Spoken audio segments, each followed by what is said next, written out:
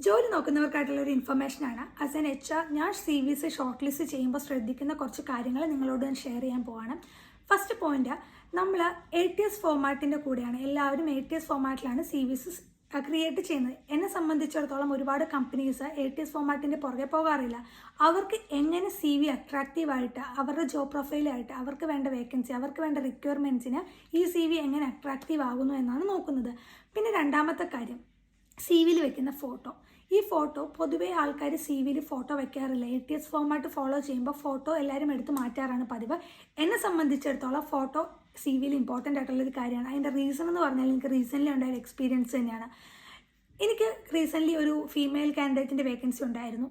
So എനിക്ക് വേണ്ട CVs ഞാൻ ഷോർട്ട് ലിസ്റ്റ് ചെയ്യുമ്പോൾ എനിക്കൊരു CV കിട്ടി. അദ്ദേഹത്തിൻ്റെ പേര് എനിക്ക് കണ്ടപ്പോൾ അദ്ദേഹത്തിൻ്റെ ജെൻഡർ എനിക്ക് ഐഡൻറ്റിഫൈ ചെയ്യാൻ പറ്റിയില്ല. സോ അദ്ദേഹത്തിനെ വിളിച്ച് അത് ജെൻഡർ ഐഡൻറ്റിഫൈ ചെയ്യാനായിട്ടുള്ള ഒരു സമയവും ക്ഷമയൊന്നും നമുക്ക് ആ സമയത്ത് ഉണ്ടാകില്ല.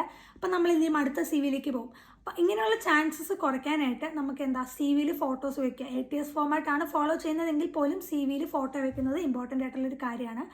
പിന്നെ മൂന്നാമത്തെ കാര്യം എന്ന് വെച്ചാൽ ജോബ് പ്രൊഫൈലാണ്. നമ്മൾ എല്ലാ ജോലിക്കും അപ്ലൈ ചെയ്യുമ്പോൾ ഒരേ CV വെച്ച് അപ്ലൈ ചെയ്യാണ്ടിരിക്കുക. ഏത് ജോലിക്കാണോ അപ്ലൈ ചെയ്യുന്നത് ആ ജോലിയുടെ പ്രൊഫൈൽ അനുസരിച്ച് എന്ത് ചെയ്യുക, CV മോഡിഫൈ ചെയ്യുക.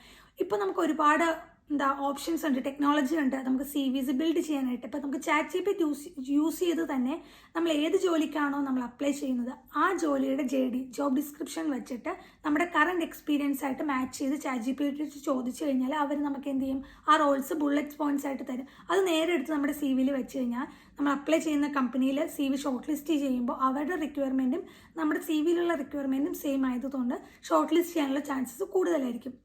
പിന്നെ വരുന്നതെന്ന് വെച്ചാൽ നമ്മൾ CV ക്രിയേറ്റ് ചെയ്യുന്ന പ്ലാറ്റ്ഫോം. പൊതുവേ എല്ലാവരും ഓൺലൈൻ ഒരുപാട് പെയ്ഡ് ആയിട്ടുള്ള പ്ലാറ്റ്ഫോംസ് ഉണ്ട് CV ക്രിയേറ്റ് ചെയ്യാനായിട്ടുള്ളത്. എന്നെ സംബന്ധിച്ച് എൻ്റെ പേഴ്സണൽ ഒപ്പീനിയൻ ക്യാൻവയാണ്. ക്യാൻവയിൽ നമുക്ക് CV ക്രിയേറ്റ് ചെയ്യണമെങ്കിൽ ATS ഫോമാറ്റിലായിട്ടുള്ള CV പ്ലസ് നമുക്ക് ഫോട്ടോ ആഡ് ചെയ്യാനും നോർമൽ CVs ക്രിയേറ്റ് ചെയ്യാനും പറ്റും. നമുക്ക് ഫ്രീ ആയിട്ട് ഡൗൺലോഡ് ചെയ്ത് നമുക്ക് അപ്ലൈ ചെയ്യാൻ പറ്റും. ഏത് ജോലിക്കൊക്കെ അപ്ലൈ ചെയ്യുമ്പോൾ നമുക്ക് പല CVs ക്രിയേറ്റ് ചെയ്യുമ്പോഴേക്കും ക്യാൻവ ഫ്രീ ആയിട്ടുള്ള ഒരു ആപ്ലിക്കേഷൻ ആയതുകൊണ്ട് തന്നെ എന്ത് ചെയ്യാൻ പറ്റും, നമുക്ക് യൂസ് ചെയ്യാൻ പറ്റും. അപ്പോൾ ഇത്രയൊക്കെയുള്ള എൻ്റെ ഒരു ഇൻഫർമേഷൻ ഇത് നിങ്ങൾക്ക് യൂസ്ഫുൾ ആവുമെന്ന് വിചാരിക്കുന്നു. നന്ദി, നമസ്കാരം.